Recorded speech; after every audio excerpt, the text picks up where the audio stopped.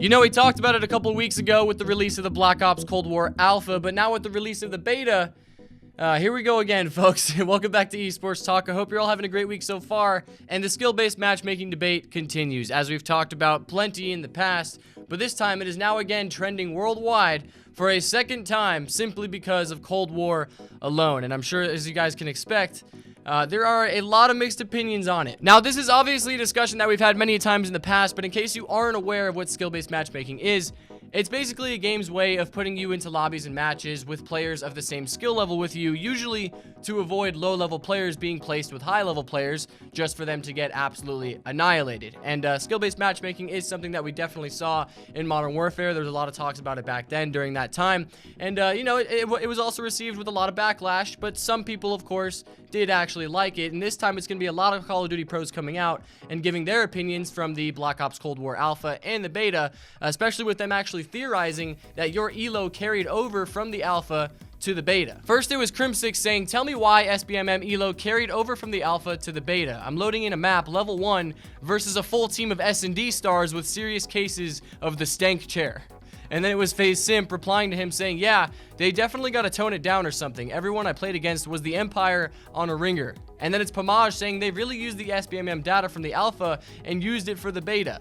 Low-key about to dodge the beta, so I have a better time when the full game drops, if that's how they want to do it. So it's kind of crazy to see these sort of reactions from pros, right? Because, you know, they're supposed to be the best of the best at the game, but here they are complaining about other people destroying them in game, which kind of just shows the influence that SBMM has on this game. And obviously, yeah, you can think it's a good thing or a bad thing. I could totally understand, you know, which side you take on it, because both sides have some good points to it, but SBMM definitely can be pretty annoying in certain scenarios, which I think Gunless puts pretty well. He says, "The reason why I hate SBMM isn't because I have to shoot back against people.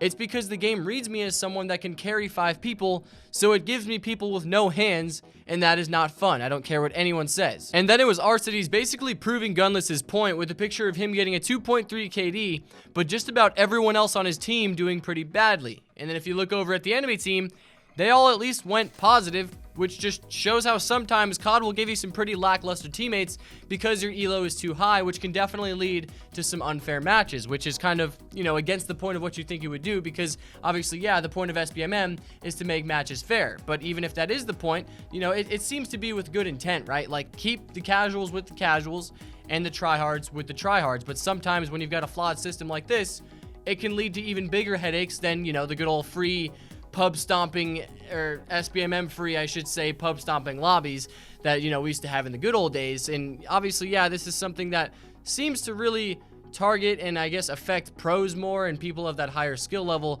But still, this is something that can definitely affect just about anyone, because you can still run into issues like what Arcides posted or like what Gunless posted. But then again, if you don't have SBMM, you will also run into other issues. But then it was Octane saying, "Maybe I'm just built different, but I actually enjoy having to try and win. You know, actually shooting back is always a fun time," which actually led to a back and forth between Octane and Censor. And if you guys know Censor, he's obviously always been against SBMM, with him saying he loves the idea of hopping on and just being able to play randomly with any of the millions of players as opposed to playing with the same small group of people.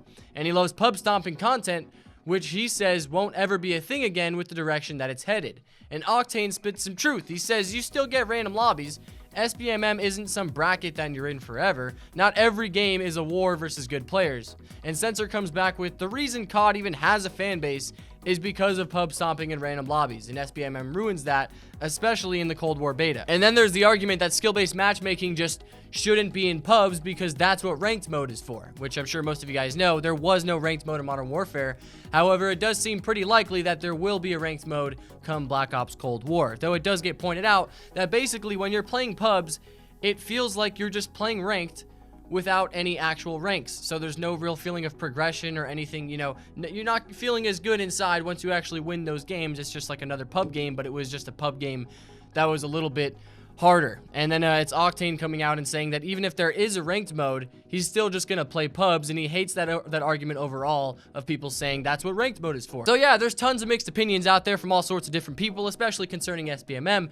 But SBMM is not the only issue that people are having with this game. Back in the alpha, people were pointing out that once lobbies would end and once games would end, those lobbies would actually stick together and you would stay with the same players. But now in the beta, it is no longer doing that. The lobbies automatically disband, which just has me going like, why? Like, Treyarch, you know that people like sticking together after games. Why you gotta change that, especially when it was already like that in the alpha? And then, of course, there's the time to kill. I remember back in Modern Warfare, back when, you know, the beta and the alpha first came out, people were complaining about the time to kill being too fast, and now here we are again. Same complaints coming out again, which we'll have to see if they actually do fix that. And then there's also the fact that, like, there's the camera shake and the flinching that happens when your character gets shot, which is just another one of those things that is just very questionable and just, you know, makes me hope that they're going to iron out these issues before the release, considering it's really not that far away. So, yeah, of course, let us know what your guys' thoughts are on all this. And we've had the SBMM discussion plenty of times before, but if there's anything else you guys would like to say about that, I'd love to see it. And if there's any concerns you might have about the next Call of Duty, or, you know, if you guys have played the beta, what are you guys' thoughts on it? Of course, just let us know down below, and I'll see you guys in the next one. Take it easy.